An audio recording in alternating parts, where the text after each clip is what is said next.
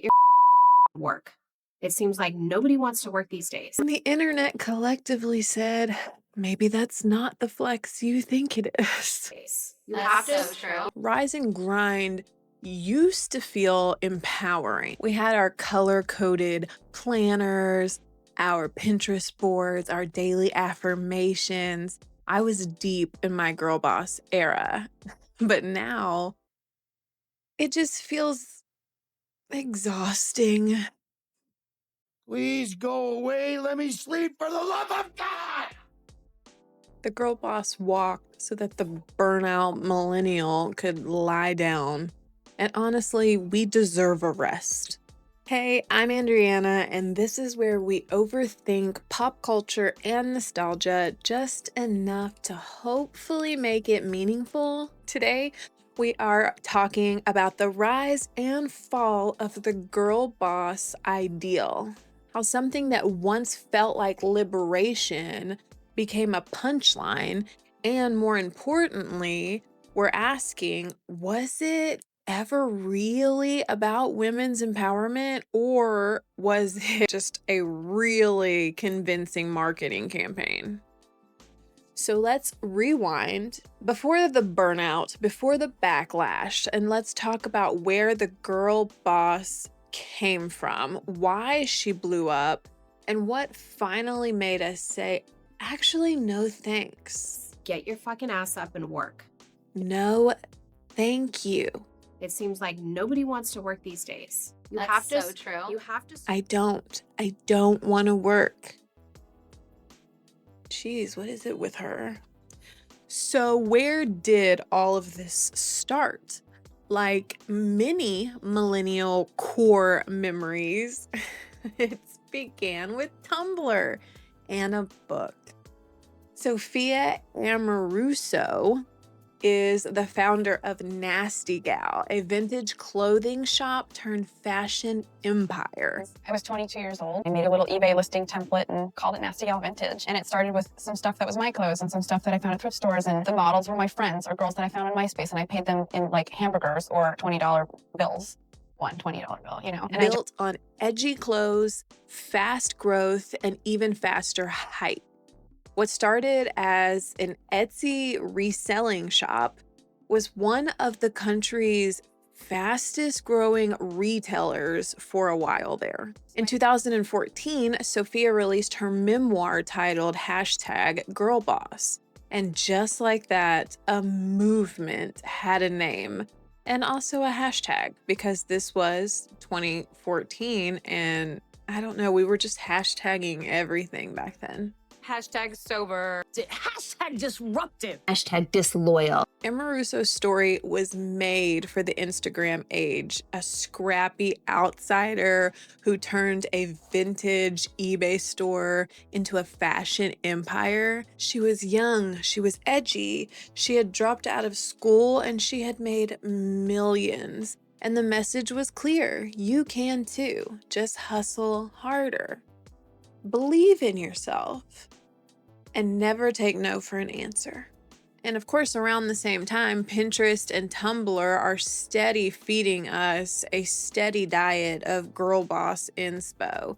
Think marble desks, latte art, and inspirational quotes in like gold foil fonts like, she believed she could and so she did. You have as many hours in a day as Beyonce. The vibe was ambitious, empowering even, slightly unhinged, sure, and it wasn't just a vibe, it was like a reclamation.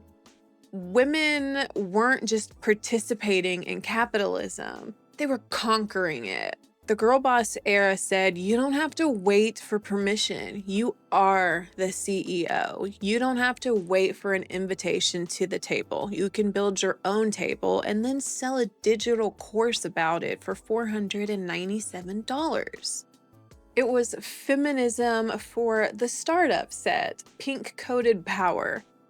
The idea was that you could smash the patriarchy and also look amazing while doing it. And listen, I'm still with you there. Let's burn it down. Burn them all! This material motivated a group of really ambitious women who had just been given permission to conquer the world. That resonated, especially after decades of being told that we were too emotional to lead or too bossy to be liked, or what will we do the week she's on her period? That was always like the argument when I was in school as to why a woman couldn't be president.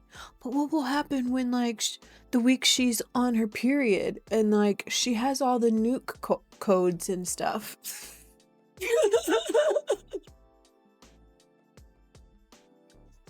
Bobby. But that's where the plot starts to twist. So we've got our marble desk. Or if you're hustling on a budget, you've got your marble contact paper that you have applied to your IKEA desktop. Still valid, babe. What began as empowerment quickly got hijacked by marketing. Capitalism.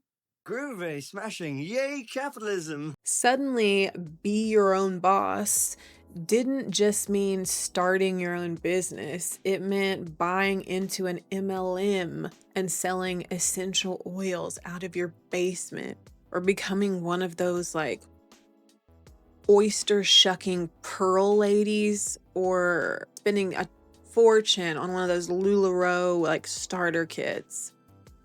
The girl boss was no longer just a woman chasing her dreams. She was a sales funnel in a pink blazer. I'm a big time bossy boss lady. Feminism got rebranded corporate style. You're not underpaid anymore. You're an entrepreneur, which is crazy. You're not burnt out. You're just manifesting abundance. So true. You have to. And the aesthetic, well, it was still aspirational, but now it was less about freedom and it was more about curation. Now it was more about wake up at 5 a.m., make your green smoothie, journal for 20 minutes, post about it, all before your first Zoom meeting of the day. And if you couldn't keep up with this perfectly productive, hyper motivated, clean girl fantasy, well, maybe you just weren't trying hard enough. Again, remember, you have the same number of hours in the day as Beyonce. I don't think so. But the truth is, a lot of us couldn't even afford to try. The girl boss aesthetic quietly assumed a lot of privilege. I can tell you I don't have money. Money for therapy, time for yoga, a room with natural lighting, no caregiving duties, no chronic illnesses, no systemic barriers. To build your own table, you kind of needed a head start, and many women didn't get one. So while it marketed empowerment, it quietly excluded anyone who could not match the aesthetic or the income, and that's when the girl boss era started to crack. Okay, so what finally broke the girl boss? What did it? The short answer, burnout. I need a vacation. The long answer, a global pandemic, a few pyramid schemes, and the slow realization that maybe, just maybe, waking up at 4:30 a.m. to drink lemon water and manifest six figures wasn't the revolution we thought it was. I remember it vividly. One day, my planner is color-coded, and I'm listening to podcasts about stacking habits. Next, I'm crying in my bathrobe, 9 months pregnant at the start of a global pandemic, entirely out of motivation, and Googling whether or not I'm broken or just tired. And spoiler, I was just tired. Like, deeply existentially tired. I'm tired. I'm fucking tired. I'm done. I'm done. During lockdown, the whole rise and grind message really hit a wall. We weren't interested. We were just trying to stay alive. And suddenly, those hustle quotes just hit differently. People started to ask, what am I even hustling for? Why does rest feel like failure? And why do I feel like I'm disappointing this girl boss that I made up in my own head? Honestly, those are fair questions. So of course, TikTok began to flip that script with hustle culture memes and soft life aesthetic, and a wave of women saying, actually, I don't dream of labor. I told you I needed a nap. Meanwhile, girl boss culture was unraveling. The MLMs were exposed. The boss babes were selling overpriced leggings and essential oils from their garages. And then came Elizabeth Holmes, the Silicon Valley icon herself, turned cautionary tale. She wore the uniform, the black turtleneck, the glossy press coverage, the perfectly curated ambition, and it all ended in court.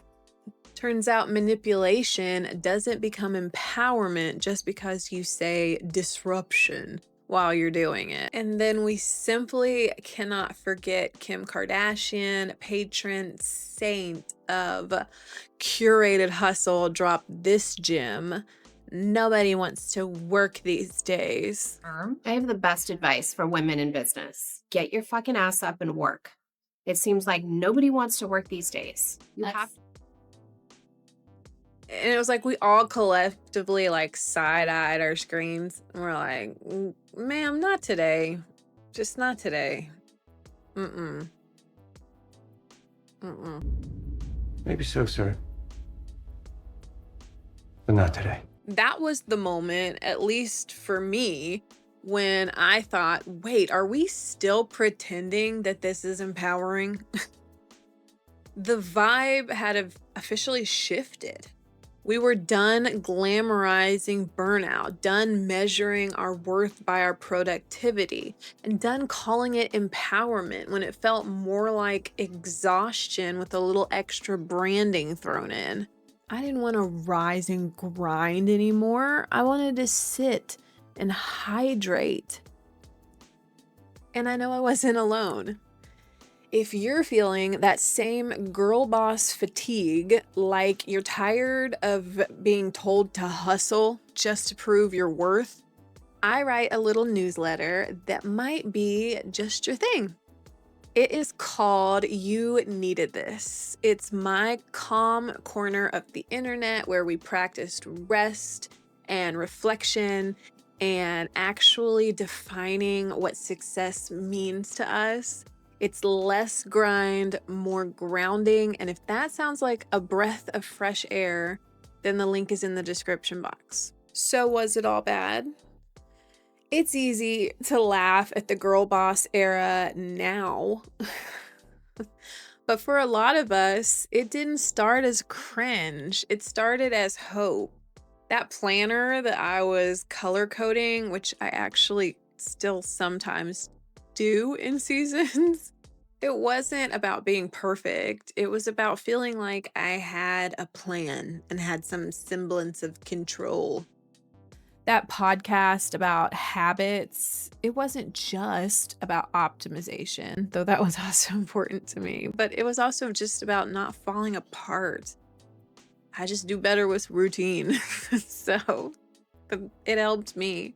For a generation of women who had been told to sit down, be quiet, be small, the girl boss era said dream bigger, and that mattered. And let me be clear, I didn't fall for this because I was naive. I fell for it because I freaking loved it. I am a born entrepreneur. I have always been like this.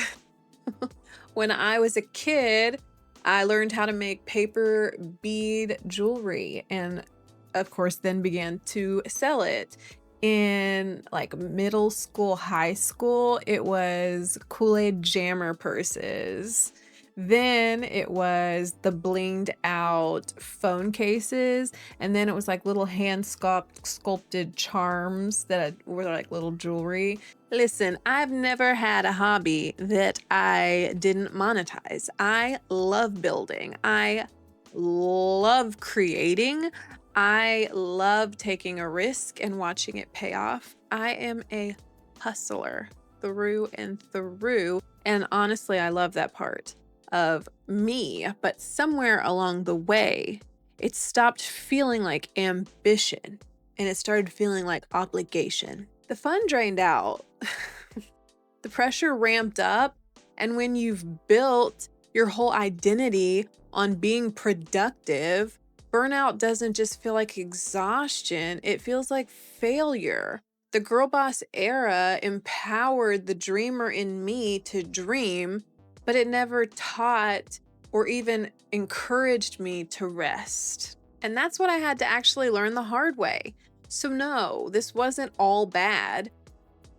It named a real problem. We were not being given equal access to power as women. So we started just building our own. And yes, the execution got messy. That happens. And yes, the aesthetic got wildly out of hand. But the core message, it was trying to say that you're allowed to want more. The problem wasn't ambition. The pressure was to be on all the time, to turn your life into content, to brand yourself as a lifestyle, to make your worth measurable, sellable, and constantly improving. And while women were being told to lean in, men were out here golfing, failing upwards. So stupid. And getting praise for having vision.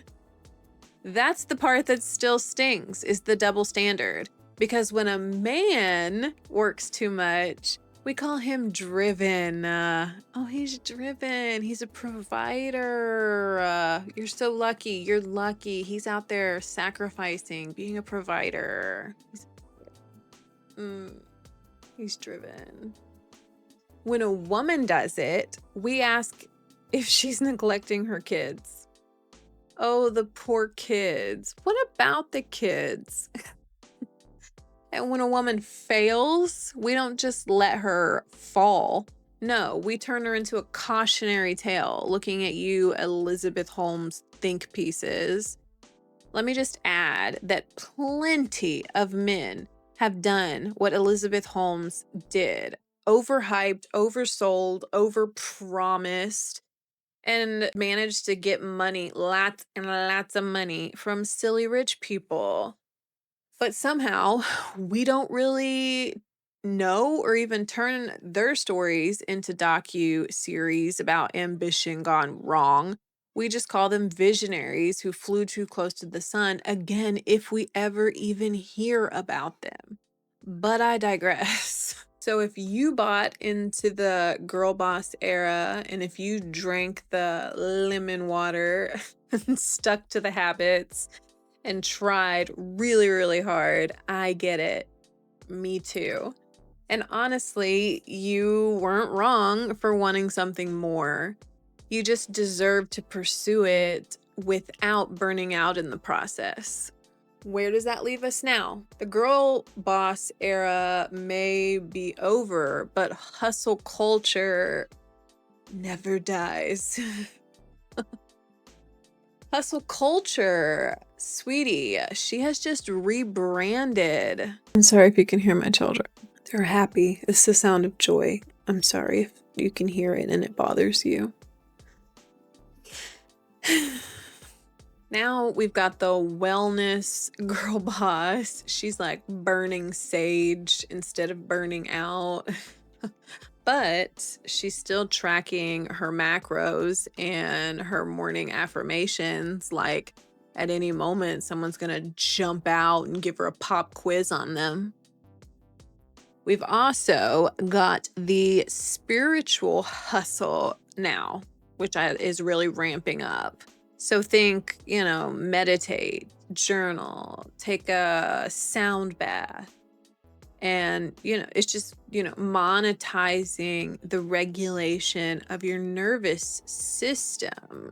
Even the soft life movement, meant to reject hustle culture entirely, has been co-opted by influencers posting $80 candles and restful aesthetic montages that require a lot of unpaid labor behind the scenes. So yes, we've made progress. We're naming burnout. We're questioning grind culture. That was such a challenging sentence. We're asking bigger, better questions like, what does rest look like for me? And what do I want my life to feel like? And who benefits from this when I'm exhausted all of the time? I'm pretty tired. We're finally starting to remember that we are human beings, not content/work machines. But let's also be honest, this shift is still hard, especially if your self-worth has been tangled up in productivity for years, especially if you're used to feeling guilty for slowing down. I completely relate. I miss my couch. I feel so guilty just sitting on the couch. So I'll ask you, how do you want to define success now? What matters to you when the girl boss glitter settles and it's just you, your energy, and your calendar? If you want to tell me in the comments, I would love that. Did you have a girl boss phase? Are you still in recovery from it? Or maybe you're figuring it out like a lot of the rest of us? Either way, this is a safe space where you don't have to have it all figured out. And if you're craving more space to think about stuff like this, rest, purpose, what actually matters, I write a little newsletter called You Needed This. It's where we slow down on purpose and we create sustainable rhythms of rest. The link is in the description, so if that sounds good to you, make sure you click and sign up. We don't have to hustle 24/7 to be worthy. We don't need gold foil affirmations to prove that we're strong. Maybe success is doing what actually matters to you in a way that is authentic to you and with lots of rest baked in. Thanks for hanging out with me while I overthink all of this. Remember to take care of yourself. You look like you need a nap. Maybe a nap and a bath. Go ahead, you deserve it. You That's have to so true.